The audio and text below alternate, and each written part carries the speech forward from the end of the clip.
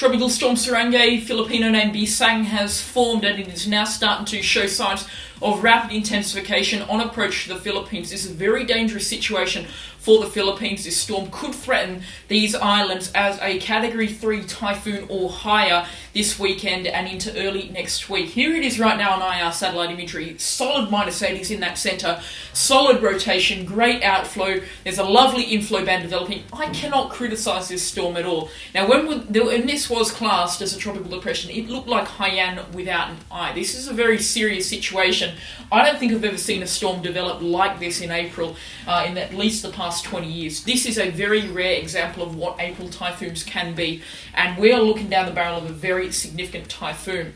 Let's go over some conditions right now. Here's the sea surface temperature graph, looking very solid indeed, 30 degrees where the storm is right now, dropping down to around 29, 28 degrees on approach to the Philippines. There is enough fuel here to sustain a Category 5 or stronger typhoon. This is a very worrying situation indeed.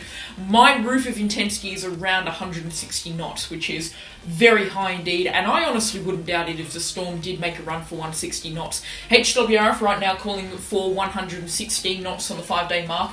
It's very strong indeed, but this storm is expected to peak around 6 or 7 days out from now. So that's a worrying sign indeed. When the HWRF is calling for a 116 knot storm 5 days out, they know that this is going to be a strong storm. The GFS calling for 130 knots in around 7 days. So worrying system indeed. Ensembles pretty much always calling for 100 knots. GFS ensembles right now up here. Now, there is a nice split here. Now, this is pretty much the only good news that I'm presenting on right now.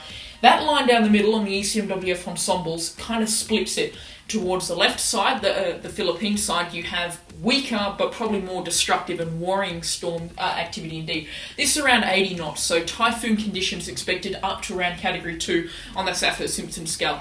What you could argue is a better case scenario is a storm moving more further away from the Philippines, the right side tracks, but this is where we're looking at 140 knots plus on the ECMWF, so still, they're about as much as each other. If this storm does swing towards the Philippines as 140 knots, that's the worst case scenario, but the models aren't really picking up on that right now. We'll know more in around 3 days' time. Here's the JTWC forecast track. They're calling for 115 knots at the end of the 5-day forecast period, same as the HWRF. The JTWC being so confident with a 115 knots 5 days out was when they designated Typhoon Goni in 2020, so this is worrying. We could be seeing a Typhoon Goni repeat. The ECMWF has a Typhoon Goni sort of storm. It looks like a Typhoon Goni model run around 7 days out, making landfall on Catanduanes. So Catanduanes still reeling from the damage of Typhoon Goni last year, could see Typhoon Surigae or Bisang. So if you are in the Philippines, make sure you are listening out for these storms because these names, because it could be coming your way, especially if you are on the eastern side of the Philippines and around the central Visayas region and then more north onto Luzon. Manila residents, you might escape the worst of it this time. You could still definitely get tropical storm winds. It's an evolving situation. There is a lot of uncertainty, so you do need to stay on top of it. We're going to close out the video with some visible satellite imagery, and I have to say it's looking absolutely beautiful on that as well. You can see the Philippines in there. Clear days for the Philippines right now. But that outflow band is getting close. It's a very large system indeed. It's a worrying system indeed. It's got very good CDO. It's looking an absolute treat on the visible satellite imagery as well as the IR satellite imagery. If I was in the Philippines, I would be quite worried because this storm is going to start threatening you. The tendency in the model runs has been shifting further westward with every model run, which is a concern.